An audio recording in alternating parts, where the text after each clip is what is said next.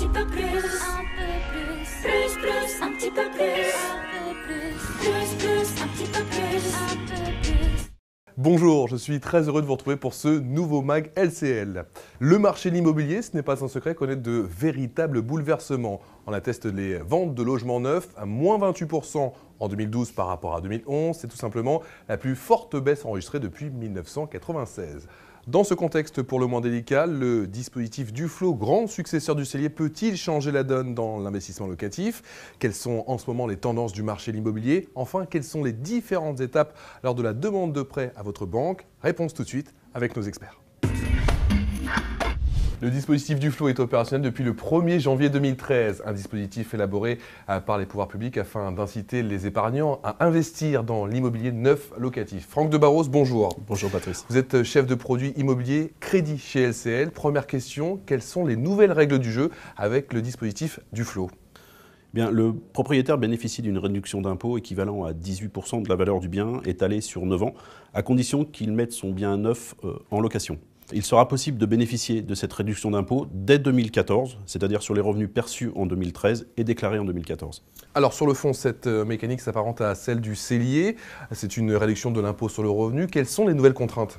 Elles sont renforcées par rapport au cellier. Ce dispositif est réservé aux zones A et B1, c'est-à-dire Paris, Île-de-France et les grandes agglomérations où les besoins en logement neuf sont importants. Le bien doit être loué au minimum pendant 9 ans et les loyers sont plafonnés et inférieurs à ceux du marché de 20%. Notez qu'il est interdit de louer le bien à un ascendant ou à un descendant. Combien de fois est-il possible d'avoir recours à ce type d'investissement locatif? Pas plus de 2 Duflot par an, limité à des biens immobiliers d'une valeur totale de 300 000 euros. Quant au plafond du prix d'achat profitant de cette défiscalisation, il s'établit à 5 500 euros le mètre carré, quel que soit le lieu d'investissement. Du point de vue de la rémunération, le dispositif Duflot est-il aussi avantageux que le cellier? On parle d'un taux de rendement de 2 à 3% net, sans compter l'avantage fiscal, soit avant impôt à peu près le même niveau de rendement que ce qui était en vigueur pour le cellier.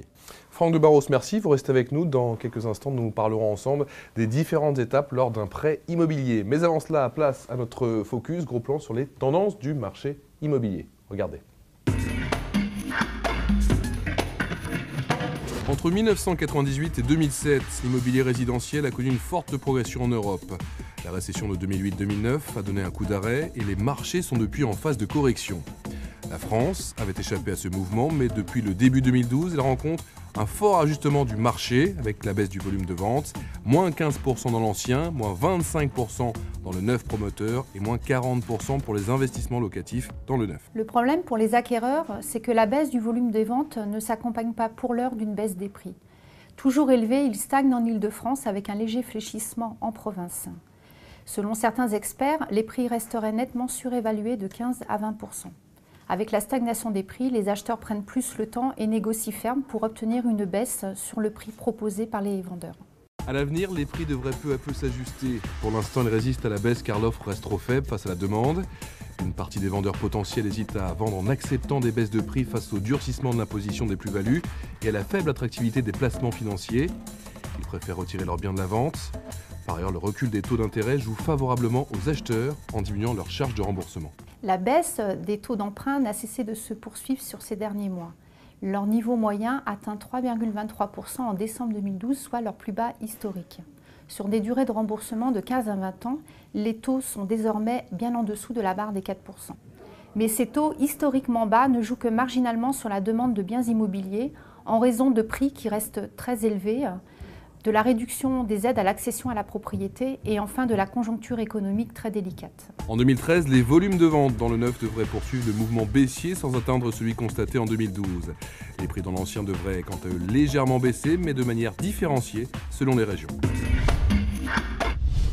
Voilà, nous venons de voir les tendances du marché de l'immobilier avec ces taux historiquement bas et vous êtes très nombreux à souhaiter en profiter. Justement, gros plan avec Franck de Barros sur les différentes étapes lors d'un prêt immobilier. Franck, une fois que l'on s'est mis d'accord avec le vendeur sur le prix de vente du bien, quelle est la marche à suivre? Lorsque le vendeur et vous avez la certitude de vouloir conclure la vente mais que certains points restent à régler, vous devez signer un compromis de vente. Cet acte, appelé avant-contrat, marque un double engagement irrévocable. Le vôtre tout d'abord. Vous vous engagez à acheter le bien aux conditions définies dans le document. Celui du vendeur, qui s'engage à vous le vendre aux conditions fixées. Une fois le compromis de vente signé, vous disposez d'un délai de rétractation de 7 jours pour revenir sur votre engagement sans avoir à en justifier le motif. Passé ce délai, en principe, vous ne pouvez plus changer d'avis. Combien de temps dispose-t-on alors pour trouver un financement? La loi impose un délai minimum de 1 mois à compter de la signature du compromis de vente pour trouver un accord de financement auprès de votre banque. En pratique, il est d'usage d'accorder un délai de 45 jours.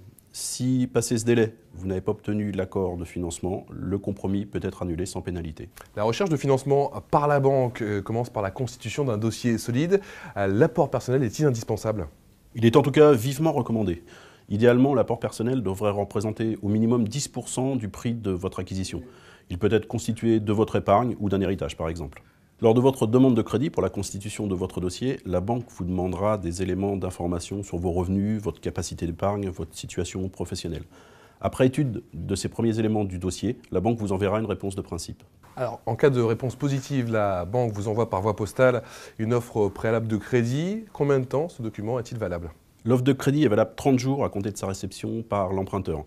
Ils sont mentionnés les modalités du prêt, l'objet du prêt, son montant, son coût total, son taux, etc. Les personnes physiques qui se portent caution reçoivent aussi ce document.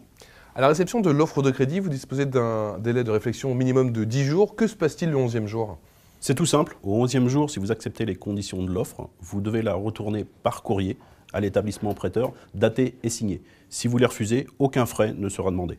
Après l'offre de prêt vient enfin la signature de l'acte de vente entre l'acheteur mais aussi le vendeur. Très important, il doit être signé par les deux parties. C'est une condition sine qua non pour devenir propriétaire du bien. Pour être authentique, l'acte doit être enregistré par un notaire. Merci beaucoup Franck de Barros pour cet éclairage. Voilà, c'est la fin de ce Mag LCL. Merci encore de votre fidélité. N'hésitez pas à poser l'ensemble de vos questions sur la page Facebook LCL et nous on se retrouve très vite pour un tout nouveau Mag. Ciao.